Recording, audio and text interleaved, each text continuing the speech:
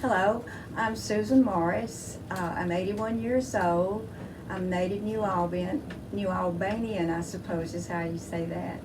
I was born and raised on 344 Central Avenue, which is a different address now. And my first experience with tennis was when I was, I think, about in the fifth grade. My grandmother went to Texas and brought me back a tennis racket.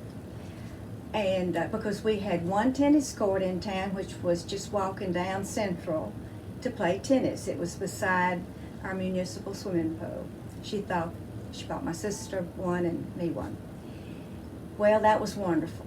However, we'd walk down there, which everybody walked everywhere, or rode their bicycle. When you'd walk down there were so many kids waiting to play that a 10-year-old never got to play. I thought, well, this ain't gonna be much fun of a sport. So my sister and I'd go down there at odd hours and we'd kind of kick it around, but we gave it up. I didn't think about tennis again until I was a freshman in college and had to take a PE course, and I took tennis. And my tennis teacher was Wobble Davidson. Now, if you're an Ole Miss fan, you know who he was. He was the freshman football coach. And so in my class, it was just me, one other girl, and probably the football team. It was quite an experience, but I learned how to play tennis. And before I got out of that course that year, I was beating all the boys. And I say that because Wobble Davidson's wife was in our sorority. She was our advisor, and she came over there and she said, yes, and Wobble said that you were the only girl he had ever given an A to because you could beat his boys. So that was kind of interesting, but so that sort of set me afire with tennis. But then there was life, and you finished college, and I was just playing on the side and stuff. And then I had 3 boys within 4 years, no time to play tennis. So when they got up to where they could be left with somebody to watch them, I started playing at our there were 2 tennis courts in New Albany by then, and they were down on Central Avenue. And so I played with Allie Rutledge at the time, and I played with Barbara Creekmore and several of my longtime friends at that time. And that sort of grew into league tennis, and we didn't have any leagues here, but I played in leagues in Tupelo and in Corinth. Because there weren't enough courts here to support a league, because a league you would need 3 to 5 courts to play, and so we just played out of Tupelo or Corinth, or some played in Oxford. I will say this, and tennis was just blowing up at that time, such that a lot of adults were playing as well as the teenagers. There were so many people playing tennis that the Oaks Country Club built 2 courts, and there were a lot of people playing at the Oaks. And then there was another country club started, and they had tennis courts. And then there were the 2 on Central Avenue. And it was just a fun time. We would gather down there on Central Avenue with the adults and play, and had the best time. Elmo and Betty Sue Spencer, you may not know those names, and like I mentioned, Jim and Margaret Cox, and my sister, and Will Ford and Dean Providence, just Phil, Jimmy McKinney, who was in Teresa, and just everybody, all the adults that were wanting to play tennis, they would gather down there, because not everybody could go to the country club because you had to be a member. And if you weren't a member, all this group couldn't go down there. So, so it was blowing up, tennis was blowing up among the adults, and it was with the high schoolers because they were doing well. They would win the district every year. They may not have won many any state tournaments when Jimmy McKinney was coach, but they won the 3A or 4A, or we go back and forth with that number. They won that every year, and it was just a thing to do to play tennis. So, but back to the leagues, I enjoyed playing on those leagues. I made so many tennis friends to this day when I'm out shopping and about or in other states, and they'll say, oh, I remember being on a team or played against you or for you, because tennis is a sport of a lifetime, and it's so good to encourage our young people, of course, to play, and not just for high school accolades and something in an athletic activity, but they can play for a lifetime, and they can stop it for a while and pick it back up, which is what I see a lot of adults doing now. You get too busy with their young careers or babies or whatever, but they'll come back to it because it is such a wonderful activity for them to be involved in. I want to talk to you also about how all those different courts came about, and that's kind of a neat story. At first, like that, there was that one court down the street from me when I was in elementary school. I told you about that. Well, when tennis was picking up a little bit, the city built another court there. And incidentally, there were two at the National Guard Armory, two courts. I don't know when they were built. I don't remember that. I just remember that in the 80s, people could play out there. And our tennis, Jimmy McKinney's tennis team, which my son was on in high school, they would play, well, back in a match was 5 courts, and we had 2 on Central.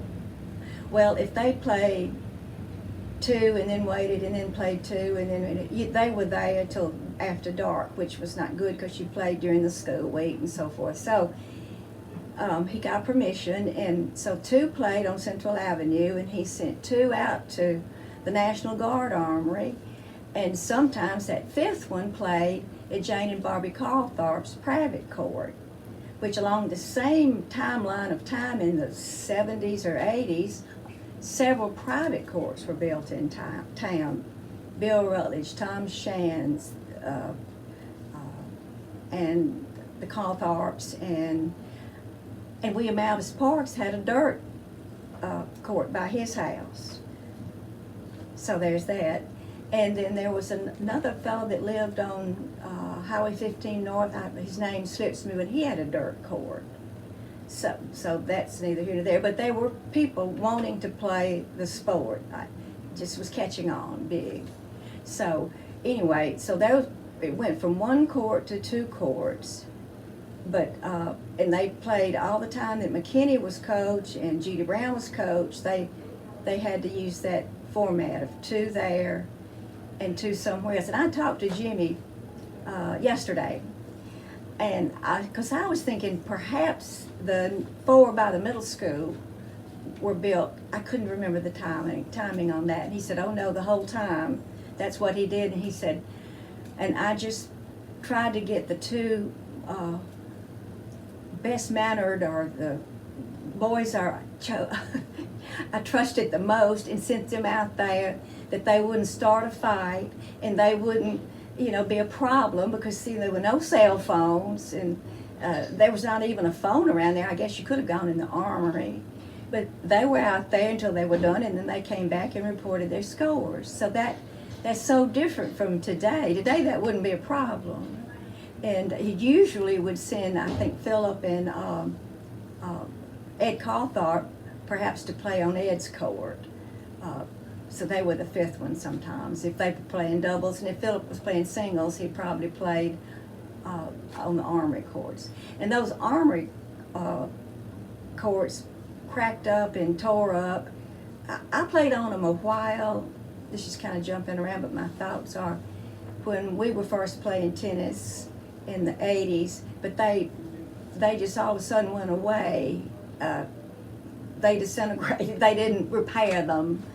And then they either when they added on to the armory or moved the road or something, if they're not there, there's no evidence they ever were. Uh, so that's kind of interesting about those courts. Then they played. The coach next was Judy Brown, and she says she mostly played on that same situation. They had 5 courts that played. But then when she retired, when Warner became the coach, the rules changed. Now they're going to be 7 courts. They're going to be 2 sets of girls doubles, 2 sets of boys doubles instead of just 1. Boys singles, girls singles, and mixed. So that's 7 courts. Well, they had 4 courts now. They had 7, so often they were there playing till after dark to get them all played. And so that was the impetus. Is that the right word? We needed more courts. You have all these adults that want a place to play that are not members of a country club. And you have the team that needs more courts to play their team matches. So that's when the endeavor started, 2007, to get the sports complex that we have now, the BNA Bank Tennis Park, was the reason that we thought we needed that, and we did, and it's been such a blessing. But that wasn't easily gotten. That, I think, would never have come about but for the help of probably 25 to 100 dedicated tennis players. Were there every time we said, let's go to the board meeting, they'd all be there. Or let's have a CTA meeting, that's a Community Tennis Association. And that was started in the turn of the 2000 in there by Margaret Maxwell and Warner. And we picked it back up. It kind of went wide and people weren't meeting. But in 2007, there was a reason to meet and something to get an object of something that we needed to get done. So we met every month, mostly at my house, and to figure out a plan to get that accomplished. Jolene Cook was our, she's so sweet, so smart, and so well spoken, and such a good vocabulary. I would think of things and she would do them because she was so gifted like that. And Warner, she would take the ball, and whatever you asked her to do, it was done before dark. And so we had, and then there was Brad Clayton, my son-in-law, was very, very helpful. And Sam Creekmore. Oh, there are just too many names. I may be leaving people out. But we all together worked to get the board's attention to do that. And one of them, we would go to all their meetings.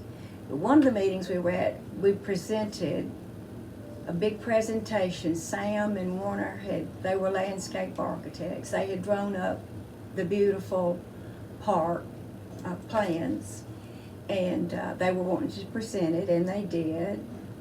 And we told all the benefits of tennis. Jolene, being a nurse, told all the health benefits of a sport for life, how good it was for you as a child and throughout your whole life. And I don't know if I did or who else did, all the reasons how it would help the town, how it would bring new money into the town with tournaments and visitors and that sort of thing. And anyway, it was a really fine presentation, and they said if they ever needed a presentation done, they would call on us to help put it together. And I will say that was probably Jolene and Warner's doing, not mine. But anyway, they were for it, of course. They said, that's a wonderful thing, but for the money. So we set aside how are we going to come up with this money. And somebody on our team found that in the minutes of the city board minutes, they had set aside, I think it was $1 million to be used at, for the park, which was already begun across the highway. But no specifics about how it would be used. Come to find out, I think they initially put that back because they thought they would build a coliseum of some sort to have concerts and things in. But before they used it or thought about it, or there was a plan to do that, the smaller towns that had built those, they were not doing well at all. And then our county had built the big covered, whatever that is at the fairgrounds, where things, you could have things out there and be covered. So anyway, it hadn't been used. So we suggested that they use that. And they said, well, if we could come up with matching funds, they would. And that's when our SMART committee of Sam and Jolynn and Brad Clayton presented the ideas to the Bank of New Albany, and they put up that funding, and so it began. And I can remember when the first shovel of dirt they did, that was in 2011, I guess. We asked for 16 courts, backing up. But 10 was so much bigger than 4. And in fact, they put down the wires and everything that those other 6 courts could be added at a later date without much problem. So all that wiring, all that stuff is out there now, but there's no money to expand it further. But anyway, the work began, and I think Sam sent me an email that they were out there, and so I would drive out there and watch them dig. I went and met the folks doing it. I made pictures of nothing there. I just couldn't believe it was happening, and it was just a joy. And the whole time they built, I would take my lunch out there and watch them. I know they thought it was crazy, but I just was just so overjoyed. And they finished it in 2011, but they hadn't finished the road to it. And there were all these gorgeous courts. They looked like the USTA Tennis Center in New York. They were so painted just like those, and it was just beautiful. And then, of course, Sam and Warner's design was wonderful. But if kids got out there walking through that red clay mud, they would have ruined the courts. So until the parking lot, the road into it, and all the concrete was laid down, nobody could go out there. So it was over into the late spring of 2012. Tennis season was over. I can remember Warner bringing the tennis team out there in one of Sam's bucket trucks, and they were up in it where they could see it from far off, but they couldn't get to it. They missed out on that totally, the seniors of 2012. But we had our first, we had a grand opening, so to speak, with this huge tournament that Warner was in charge of. And there were nearly 100 kids in it from all over, everywhere. It was June the 15th, 16th, and 17th of 2012. Here we opened up. And so from there, it's just been a joy to watch all of our teams play there, and all of our adult leagues have a place to play. And it's just been a wonderful thing to watch it come from one court to 10 courts, and I do hope it goes even further. And now the sport of pickleball is picking up, so I think there'll be some things added with pickleball, and that is a fun sport. My grandchildren enjoy that. I might add, I still have 2 on the high school tennis team, so I would still be doing this if I had none on the team. But I've had a lot of I had my son Philip, my son Ben, my daughter Jamie, a granddaughter Molly, a granddaughter Lucy, and now Corey and Heidi and Morris Kelly have all played, and Jay. Now he just played middle school. He didn't play high school, but they all have been involved with the tennis team. So my heart is there, and I've been to so many matches. But before they were playing, I was going to watch whoever was playing. I just didn't love it that much. We really reinstated it. Okay. They had started it maybe 2000, because it was when my mother was sick and she was living at my house, and they ended up doing one thing in the Baptist, whatever they call it, Family Life Center. And I said, oh, that's so wonderful y'all are doing that, but I just can't help y'all right now. So I know that was about that time, because my mom died in 2001. So anyway, we picked that up. We got registered in that organization, and that is a good way. And Jolene and I went to I went to two, Jolene went to one national convention, because we thought we could pick up ideas on where to get extra funding, how exactly those courts should be designed to last a long time, to be done correct, and which that really was helpful. Jolene went to some meetings and I went to others, because sometimes what we were wanting to go, we needed to be at two places, so she would go to one, I'd go to the other. And she found a place that would take the plans that Sam and Warner had drawn up, and when they got back home, he changed them to meet their specifications, which I don't think there was a lot of difference, but there was some. So that was helpful, that we were able to use our Mississippi Tennis Association. They even gave us scholarship to go, because they couldn't believe two women, well, maybe they're used to two crazy women, but we got scholarships to go to that convention, which I don't know what they were, $400 or $500 anyway. And then we learned some tips on how to make tennis grow in your town, and one of them was introducing it into the elementary schools. So we got free equipment from them and from the state, and donated it to our elementary school, and showed the PE teacher out there how to use it and when to use it, so we could get younger children interested in the sport. And so that was done through that organization.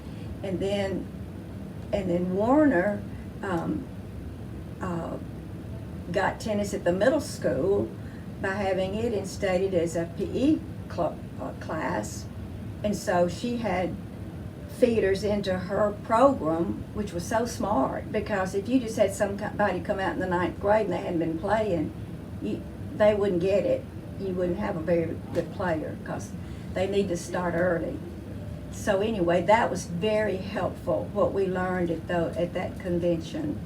And that was it's called the Community Tennis Association. And I ended up being the state leader of that, and then they couldn't find anybody else to take it, so I kept it too long. I didn't want it that long, but they couldn't find anybody else to do it. And finally during COVID, I said, we just can't do this anymore.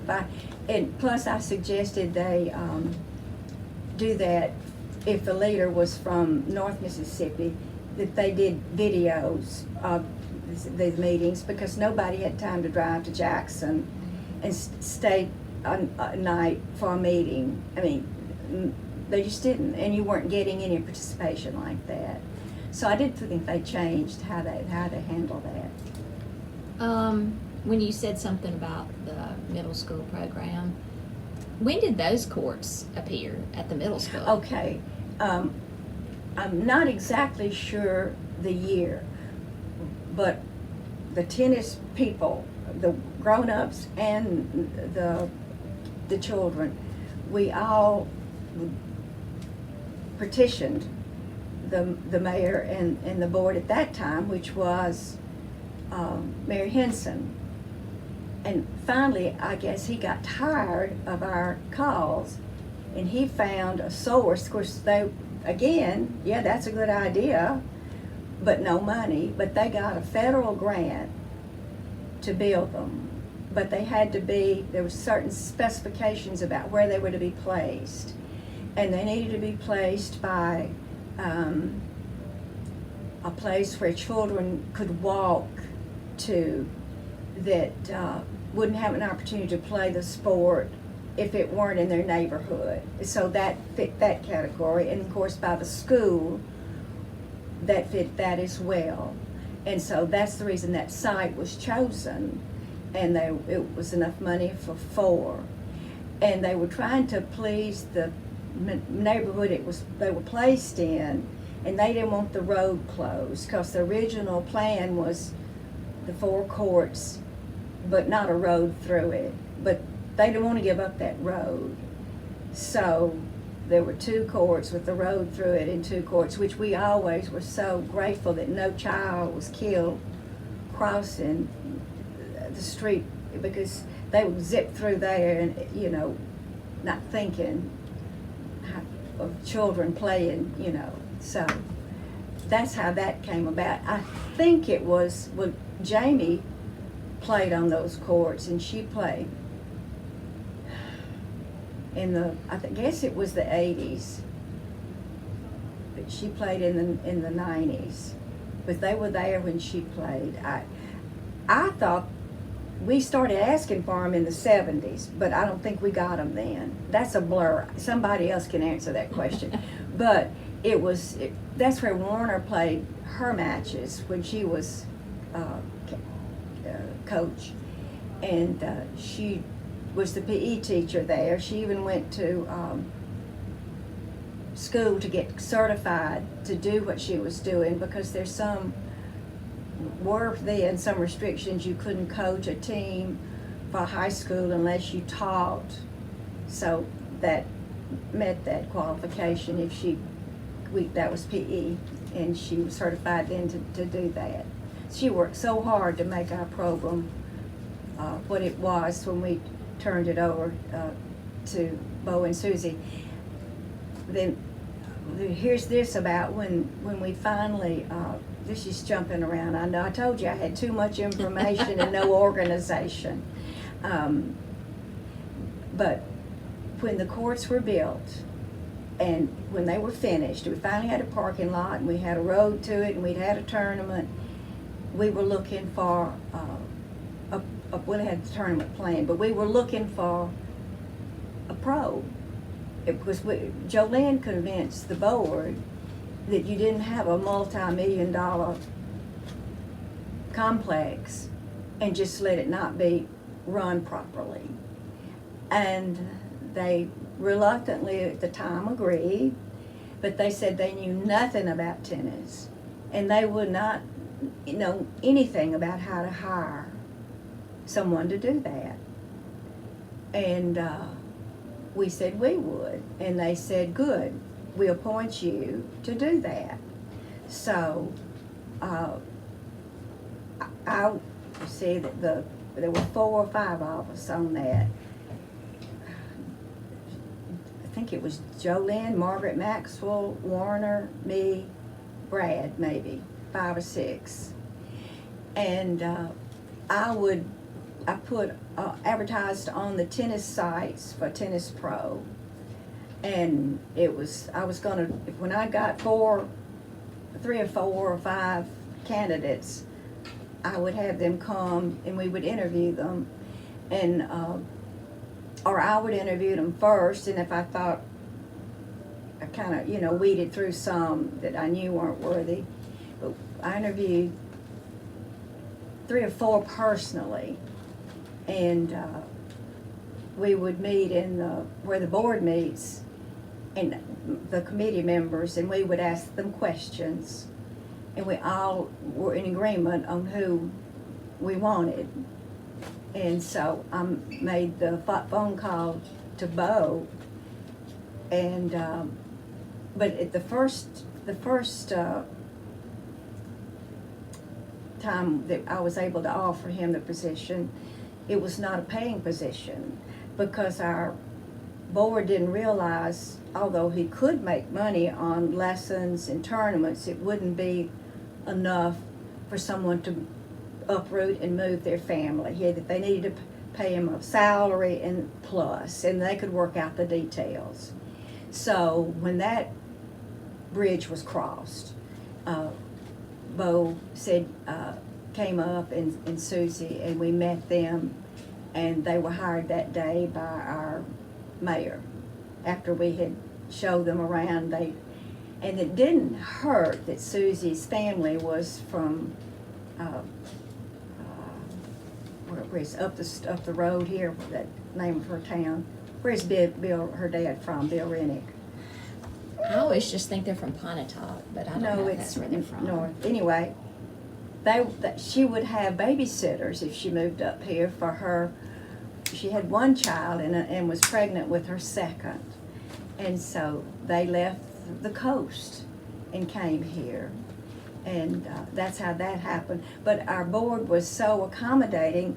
I think when they realized, I don't know, you never know what people, you can't say I think they did this and that, I really don't know. But they did turn a lot over to our group, which made me think they had confidence in what Warner and Jolene and Brad and Jamie and me and Susan Feather and Margaret Maxwell and others.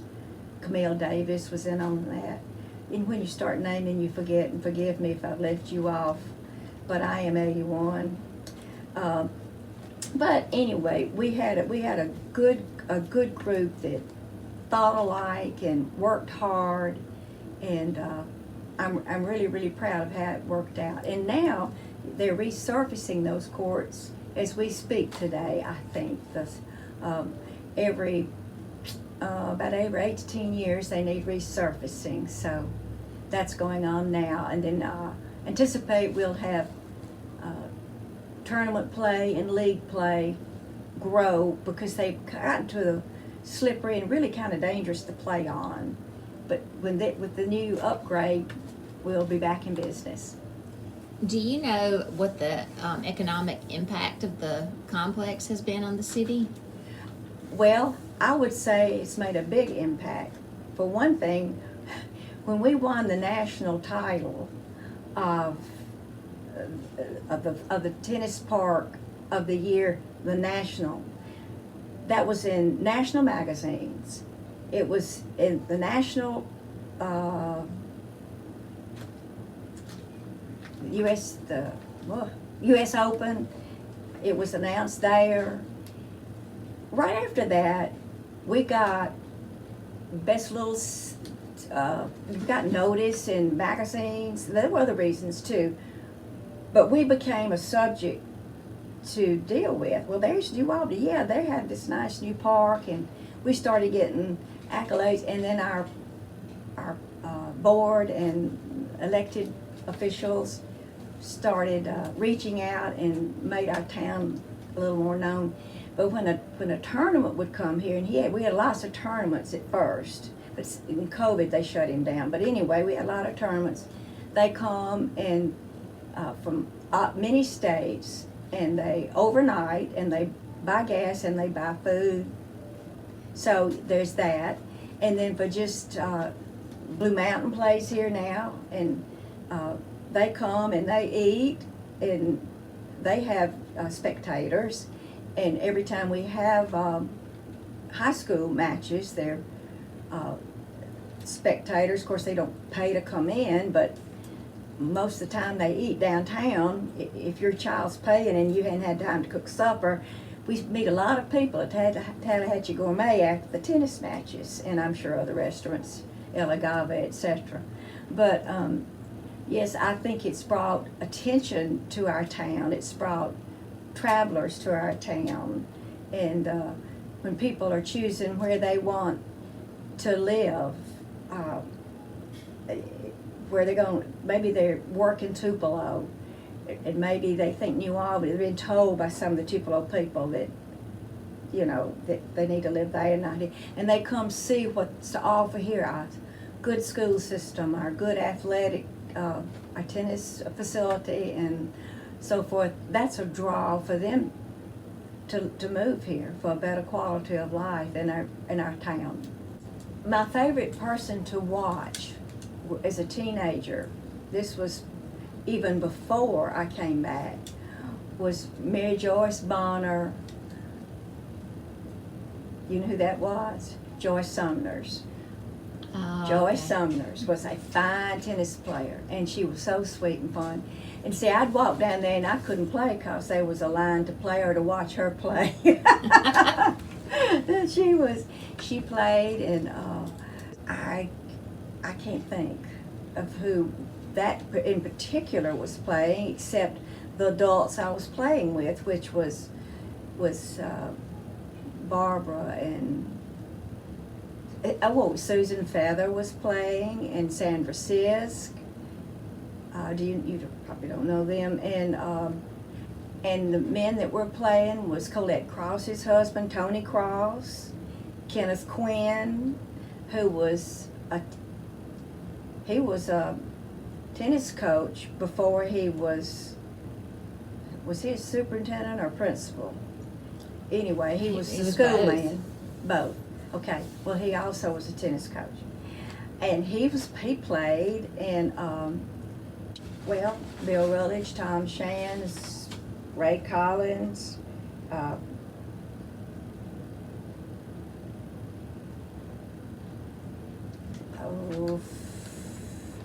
and the Carthorpes, Jane Carthorpe. Jane loved to win. She didn't like to lose at all. And sometimes they'd call me to be a fourth. It was Charlotte Duncan and Barbara and Jane. And she hated to lose. I was the same way. So we were good to be partners. It was not good to be opposite each other.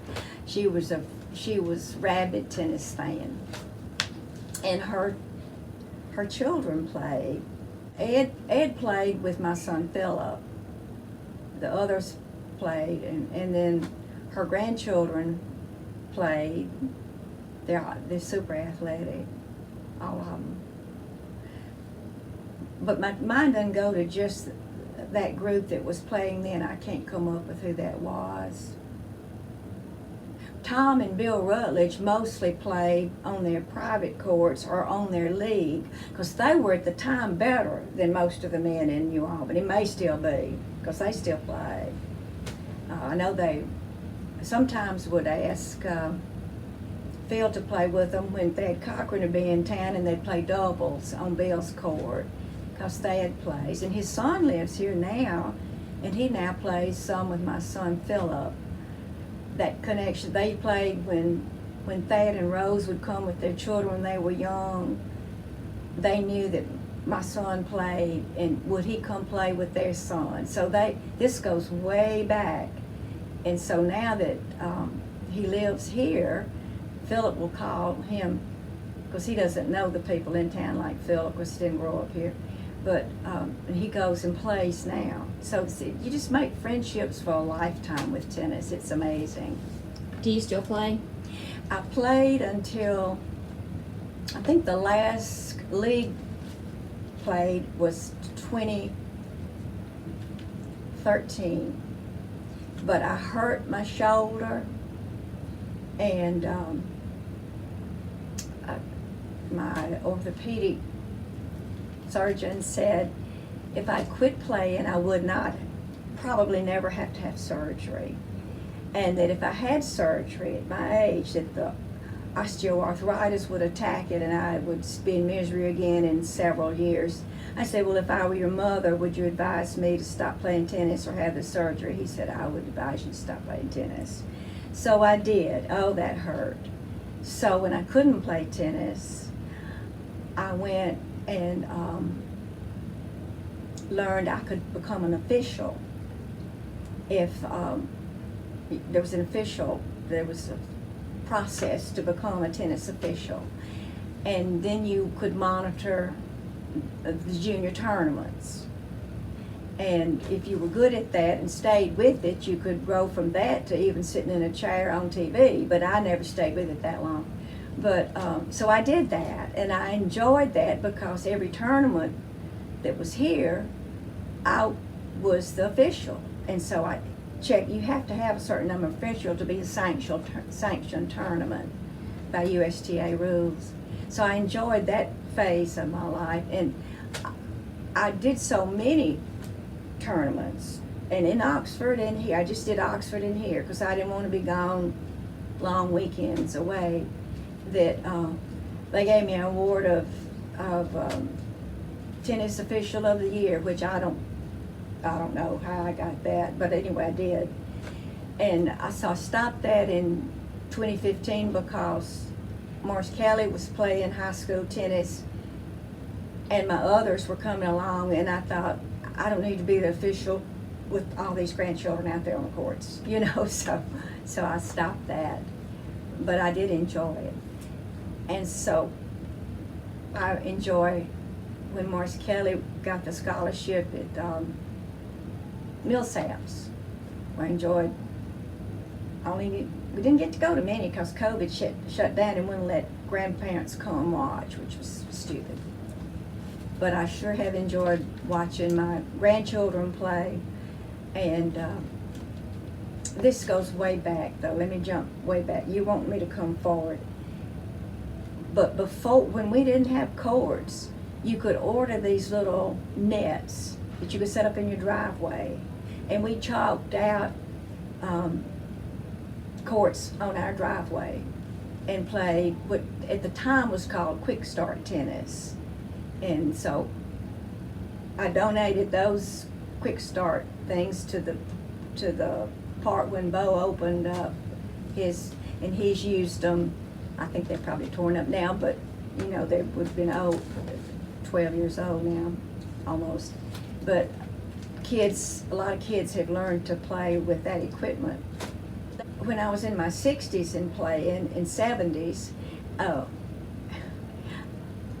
I was playing, a lot younger people, and I could see them thinking, oh, this is going to be a piece of cake, and I could relate, because when I first started playing tennis on the leagues, we played against an Oxford team, and this woman walked out there, and she had support hose on, and a short skirt, and she was she had some rolls, and she was a little extra weight, and I thought, oh, this isn't gonna last long. Well, if she was able to reach it, she would hit a winner off of it. Come to find out, she hit with the Ole Miss tennis team. She might have been in her 70s, and I was like 30, 35. She taught me a lesson. So I could just see in the eyes of these, when I was 70 and playing these youngers, I thought, yeah, they think they're gonna beat me, but I can outthink them. I mean, I not can outrun them now, but I can outthink them.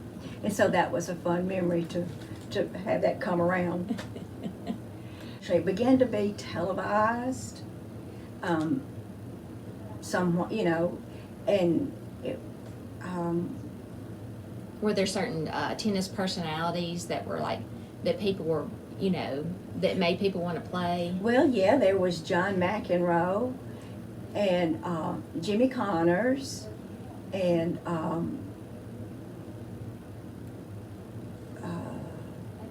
Martina Labertine.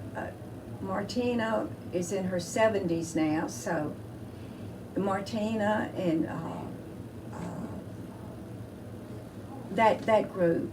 And so, and Memphis had a tournament that brought the pros to Memphis, and the coaches here would take children and teams to watch them play, and adults would go up there. I would go and stay the week with my, at least 1 week, with my cousin who didn't live far from the racket club, and I would be in the stands. I'm just a nut. I just really, really enjoyed watching whoever was playing. But in fact, this is a story that's really weird. The ice storm of '94.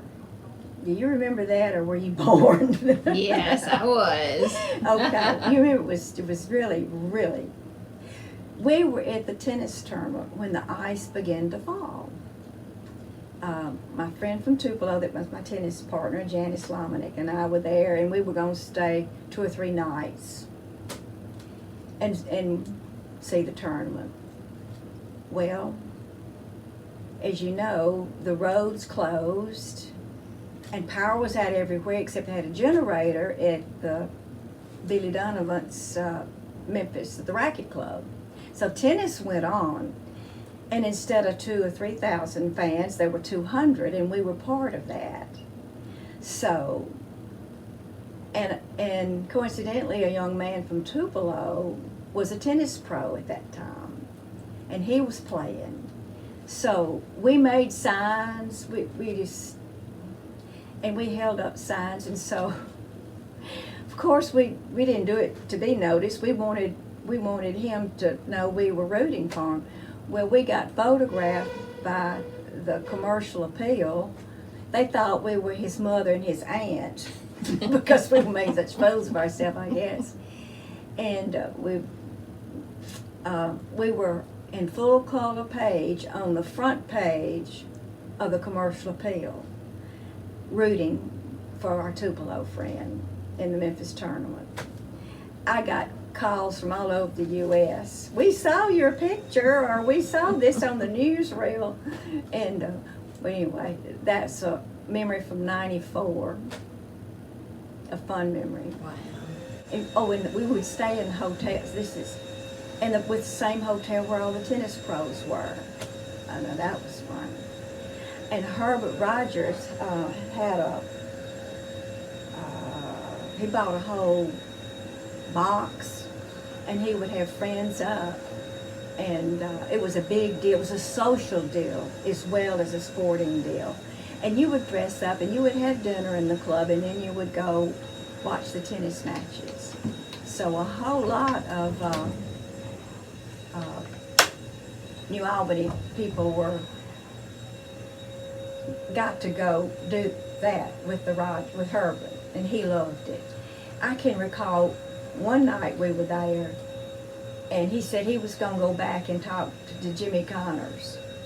And he did. He went back. Jimmy was in the hot tub, and he said he talked to him.